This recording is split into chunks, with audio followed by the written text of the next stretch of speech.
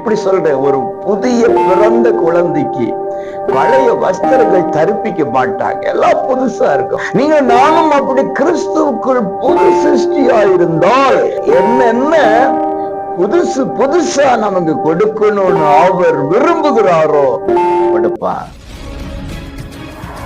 அன்பு உறவுகளே, நல்லவர் இயேசுவின் இன்ப நாமத்தில் மனதார வாழ்த்துக்கள். ஏசப்பா உங்களை ஆசீர்வதிப்பாருங்க. 2 கொரிந்தியர் 5:17 ஒருவன் கிறிஸ்துவுக்குள் இருந்தால் புது சிருஷ்டியா இருக்கிறான்.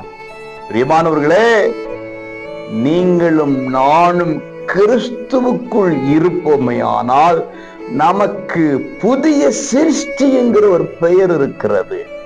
இன்றைக்கு அந்த பெயரை ஆண்டவர் நமக்கு இட்டு அழைக்கிறாரா? இப்படி சொல்றேன், ஒரு புதிய பிறந்த குழந்தைக்கு பழைய வஸ்திரங்கள் தரிப்பிக்க மாட்டாங்க, எல்லாம் புதுசா இருக்கும். பிள்ளை திங்ஸ் புதுசா இருக்கும், வஸ்திரம் புதுசா இருக்கும், எல்லாமே புதுசு புதுசா கிடைக்கும். நீங்க நானும் அப்படி கிறிஸ்துவுக்குள் புது சிருஷ்டியா இருந்தால் இன்றைக்கு புதிய கிருபை, புதிய நன்மைகள், புதிய ஆசீர்வாதங்கள், புதிய தயவு என்னென்ன இன்னைக்கு டுடே என்னென்ன புதுசு புதுசா நமக்கு கொடுக்கணும்னு அவர் விரும்புகிறாரோ கொடுப்பார்.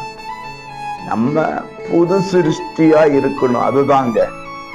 அதை அடையும்படி, அது தொடரும்படி கிறிஸ்துக்குள்ளே இருக்கணும். கிறிஸ்து நமக்குள், நாம் அவருக்குள் என்கிற அந்த ரிலேஷன்ஷிப்ல இருந்தாதான் புதிய சிருஷ்டி. புதிய சிருஷ்டிக்கு புதுசான காரியம் நடக்கும். புதிய வரவுகளை, ஆசீர்களை காண்பீர்களாக.